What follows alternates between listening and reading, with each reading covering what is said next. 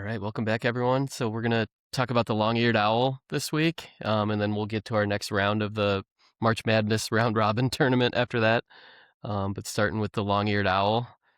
So John, I think this was a bird that you originally wanted to do and had suggested to add to the list. Do you want to kick it off, maybe, or? Sure. I think among the owls, this is sort of an enigmatic one. In other words, you get great horned owls and screech owls. And then in between, you've got these medium sized owls like long eared, and there's also short eared. And uh, long eared owl occurs all the way across North America. And at the same time, it's not something that you're going to see all that often, unless you happen to know where a nest is in the breeding season or where a roost is in the wintering season.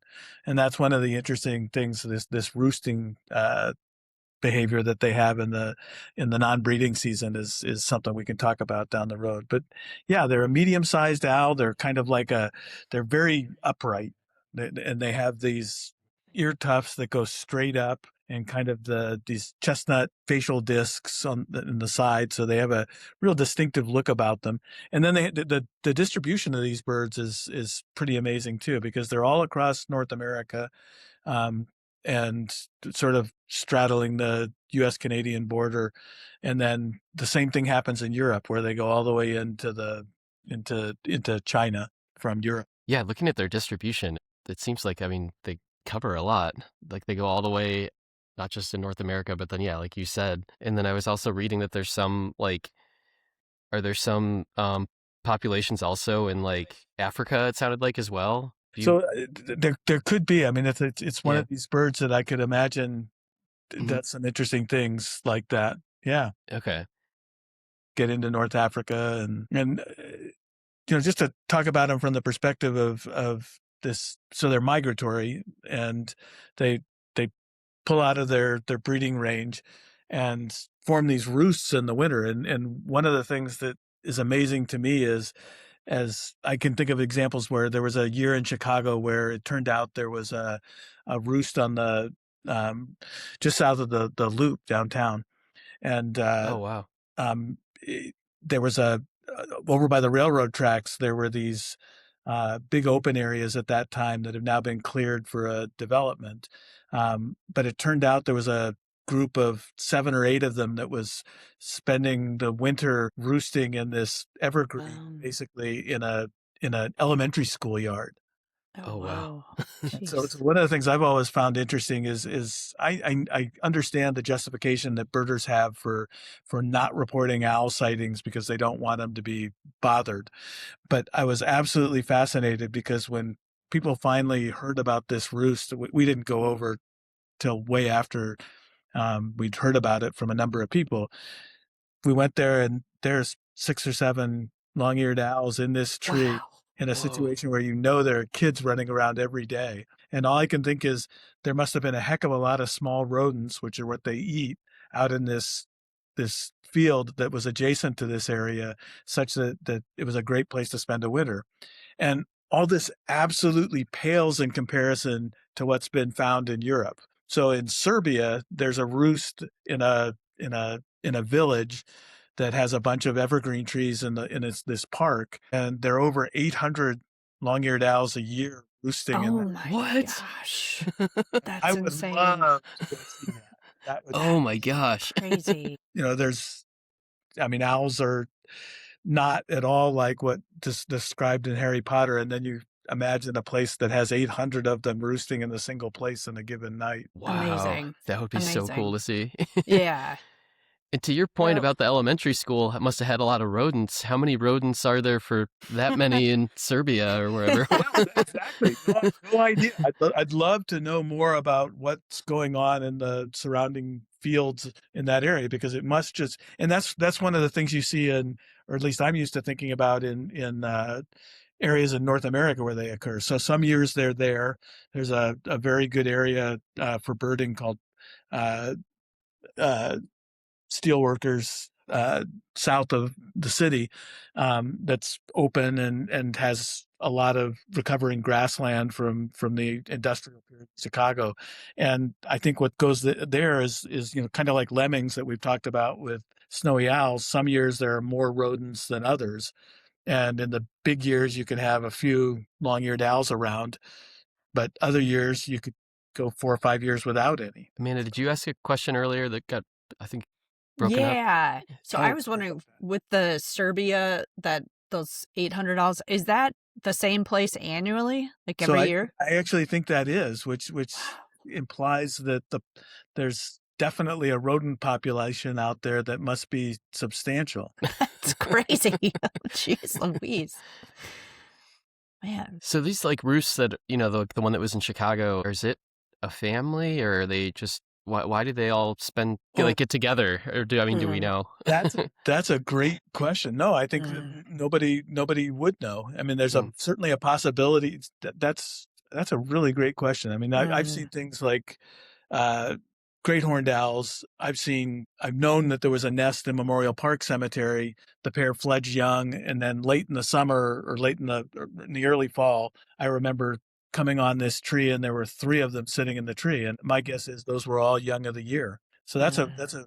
a interesting possibility that those things could be more related to one another in a lot of those cases than you might, but again, it's this is the kind of thing where nobody's going to go out probably, and not probably, because I mean, if you went out and tried to catch them, for instance, to band them, they'd probably abandon the roost, so yeah, so there are things about these owls that are just really hard to get to know, unless I guess you have 800 of them, and then I'm guessing you could probably grab it through. I mean, they're long-lived birds. There are birds that have been banded that have lived up to 12 and a half years or so. So, Mm. they yeah, but there's so much that you don't know about them because they are strictly nocturnal and then roosting during the day. We have 333 in our collections, Oh, and to me, that's a lot. So they're having a party in our collection. They're all hanging out same place I want to in the be Field interested Museum. to look at the geography of that, and because Mm. probably we probably do have some from Europe, but it's again, it'd be interesting to know, for instance, how many states we have them from. There's not a lot of geographic variation. In other words, the populations are. I don't know that anybody's ever looked at the genetic structure, but I would be surprised if the New World ones weren't genetically distinct from the Old World ones. But other than that, they may be fairly connected. I saw a picture of the owlets online, and they were really cute because they kind of looked like, and I don't know what how mature they were, but I think of owls as being these little kind of like poof balls when they're chicks, but I feel like these long-eared owls, like they looked like just miniature versions of the adults, at least the Oh. picture that I saw. So I don't know if that was just like, I don't know, the picture, and that's not kind of how they all are or whatever, No, but they're the slenderest of owls, and so it doesn't surprise me that their babies are, similarly appear that have similar appearance, kind of Mm. long and lean. well, yeah, they look really cute because they're just tiny and they have the little like, I don't know, even Yeah, the coloration and everything looked like an adult. It was cool. Yeah. They always look kind of sort of semi-surprised to me. Yes. Just Yeah. yeah. like they're looking at you going, "What are you doing here?" But for people who are listening that don't know much about owls, those are not ears. The tufts Mm. are not, they're not ears. They're just feathers from the top of the head that are used in some form of display or whatever. But the ears are actually on the side um, of the owl's head, not kind of on the top like that. So even Oh, though okay. some things might be called eared, it's not actually eared. Yeah, and I Gotcha. wonder because they're so nocturnal, it wouldn't surprise me that they're like barn owls, which are known to have asymmetrical ears, They which do. helps with the triangulation in sound. Oh, Yeah. that's really cool. Yeah. Yeah. And they have the facial discs, which also funnel sound Mm. in. And some owls, these ones too, I think, have kind of like very side to side variation in some of the head, the bones in the head too. All of these things help you triangulate where the sound is. If you're going to hunt at night, you're not finding your prey by seeing it. So you have to have super, super, super finely tuned ears, which, so if you look in the parts of their brain that are responsible for sounds. If you look at these neurological properties, they have high densities of neurons in these parts of the brain, so that they really do have very acute hearing, and a lot of not just the brain, but the other things to make sure that bird knows where the sound is. Because I mean, it could be under the snow too. So you have this little thing underground or under snow that this owl is finding in the dark. Wow. That's pretty Wow. awesome when you think about it. Yeah. That's amazing. How does the asymmetrical hearing, like, I was trying to think, how's that a benefit? Like, do we know, like, Yeah. how that, Well, yeah, we do. It's almost the same principle why I can't find anything, because um, if sound is only coming into one side, it relies on the fact that your brain figures it out and you aren't aware of it for the most part. Although if you're deaf, you become very aware of this. The sound has to travel across your head to get in your other ear, and that slight delay helps you triangulate where the sound is coming from. And so if you want to magnify that, because the acuteness really makes more difference. I mean, if you had your ears offset, you might not be very good at reproducing, because you might not be attractive. But for that bird, That's why they're you don't offensive. see its ears. You don't see its ears, and it's a serious advantage, which is why it happens in owls and some other nocturnal things. When you have to make your hearing as acute as is humanly possible, or not humanly as is They've done possible. experiments with Oh. with barn owls where they've allowed them to forage in a blackened room, and the owls, without any light at all, can catch mice, can triangulate Jeez. and that is so cool. That's amazing. Are all the ears asymmetrical in the same way, or does it vary from Oh, owl to owl? I don't know about that. I don't that's know. a super good. We have the place to go to look at that.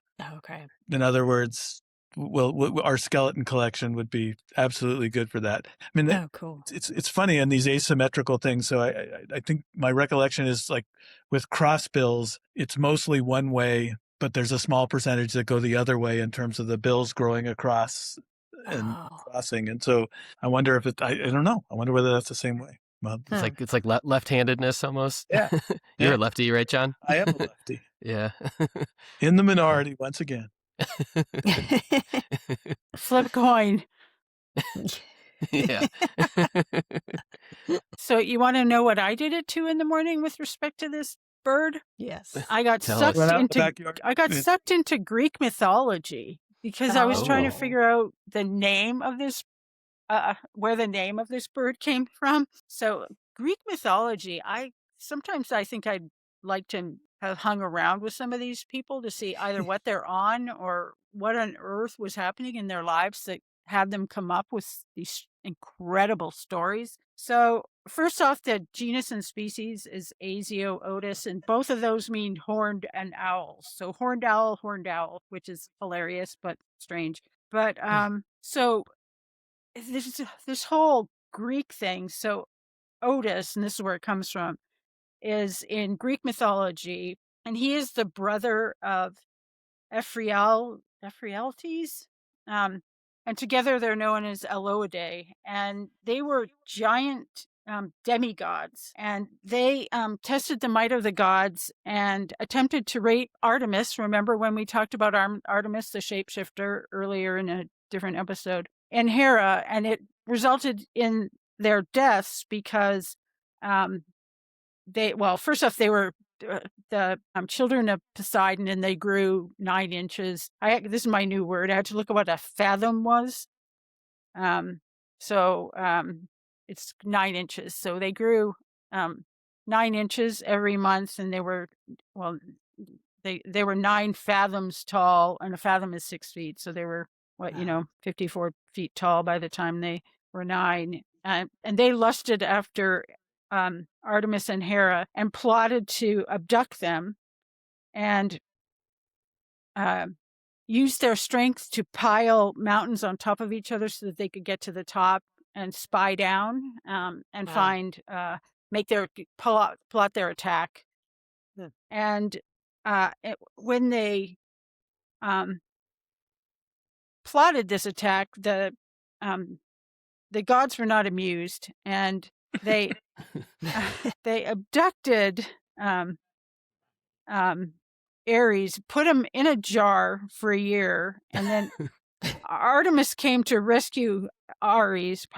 So, and then they attempted to rape her, these two brothers. They fought over her, and she shapeshifted into a white doe, and they shot their spears, and they killed each other. Oh, So good. that's how they died. And then the best part is they went to some version of Greek mythology, hell, and they had an owl that mocked them for the rest of their days in this place. So Wow. a screech owl mocked them. So there you Pretty go. cool. That's I what you like that. do at 2 a.m. as you get sucked into Greek mythology. I didn't read Greek mythology. Did you guys read this stuff as a kid? No. No, me neither. I didn't know anything. Yeah. John, you must have, because your family read everything. No, I had my sister read a lot of it, so I got some of that from her. Yeah, I was thinking that the idea of owls mocking anything is weird, only because I feel like owls are pretty retiring.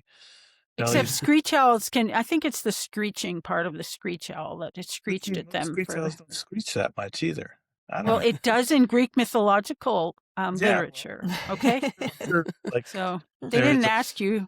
They didn't ask you for your ornithologically informed opinion when That's they were making up their. one thing about long-eared owls is vocally they're definitely one of the more underwhelming birds out there. They have this big kind of woo. Does it But they travel are- far though? I feel like I was reading. So to be I honest, don't with you, I'm not sure I've Yeah. ever heard it. Oh, okay. And so that's another thing is that it's like I read somewhere that their hoot can be heard like 0.7 miles away, which I don't know if that's far or not. Holy I cow! was like, That's really far. 0.7 miles? Okay. Well, certainly different things of different frequencies travel further through the air, and some birds' vocalizations is dictated by those things, like how far sound can travel. But 0.7 of a mile, to me that's far. That's really interesting because I feel like the density of that bird outside of these places in Serbia where there are 800 of them is generally pretty low. If you're a male trying to attract a female, I'd want to have a call that went a long ways like that. I'm gonna play it real. Oh, yeah, you got it, Amanda? Yeah, doing it. Okay. I'm gonna play it real quick. A little underwhelming. Yeah. Yeah. Okay. I was It's a good interested thing it after has you those said ear that, John. tufts. Yeah. Yes, that's its spice. And Yeah. I guess it might beat snowy owl, which basically doesn't do much of anything other than hiss or something. Yeah. I love that there's this story I heard. I forget who it was. Some comedian told the story, I think, he said his father would always go, they lived near a lake and would go to the end of his dock and would wait and would hear an owl every night and he would hoot back at it. And so it was like every night this was his ritual, and he would go and he would hear this owl and he would call for it and it would call back. And it was like eventually they found out that it wasn't an owl, it was some other guy having the same experience on the other side of the lake who was like, there's this owl that lives across the lake, and if we go to the pier and call for it, it'll call back. And it was just two men having this hooting back and forth, each thinking they were talking to an owl. I love it. I love it. Oh my God, who would tell that story? It's so embarrassing. I know. I think it was Jim Gaffigan. I think you're right. Yeah, yeah. I love that. I love that. I love that. Yeah. So Oh my God. remember at some point, I think it was probably when I was in graduate school, reading a story about a situation. I want to say it was in like one of the swamp national parks in Georgia or Florida, and a guy was out playing the call of a barred owl, which is there's a call. They got a bunch of different calls, but there's that is like, that's dramatic. Well, he was doing it, and he was near a nest, it turned out, and the barred owl came down and hit him in the head. Oh, Good. wow.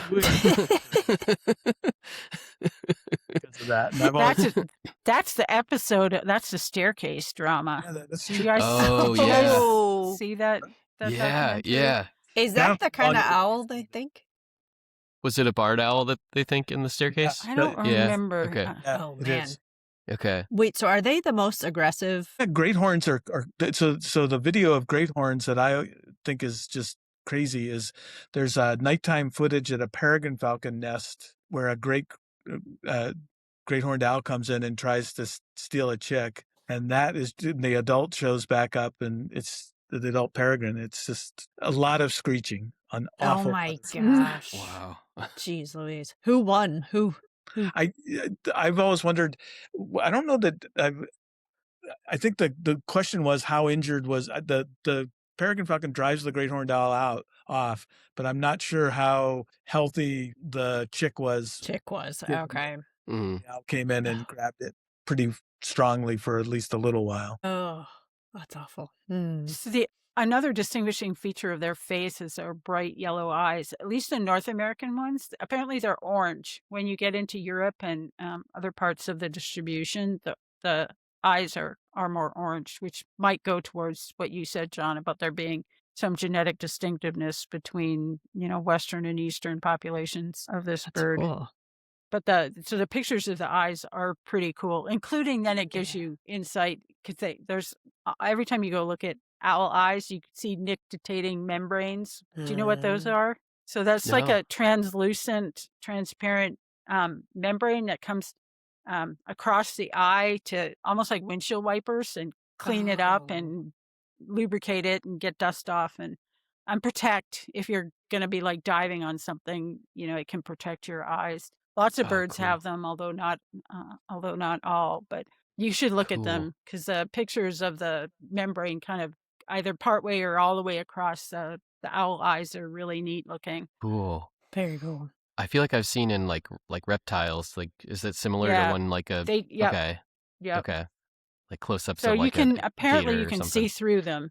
Maybe Okay. not so well. I don't know. I'm not an owl. I don't know what it sees when Right. it looks through them. But yeah, it's super cool adaptation. It's really cool. Well, we've got our another round of March Madness to get into. Should we get into that, or is there anything else on the long-eared owl? Let's go into March Madness. Okay, so round 2. So, if you haven't listened to round 1, go back and listen to the last episode. Basically, we have the students from LSU are voting for one side, and we're reading their results, and then we're going to vote on the other side. So this is round 2. So starting with the LSU student side, so we have the horned lark against the acorn woodpecker, and the LSU students picked the horned lark, won 9-7. So see, it's getting close. Oh, Yeah. there we go. I'm okay So- with Yeah. that. I'll go acorn woodpecker. I mean, I'm Yeah. sorry, horned lark. I still moved catbird forward, but whatever. So, reading the students' comments, someone must have voted for the acorn woodpecker, said, "Please don't kick me out of the Mason lab."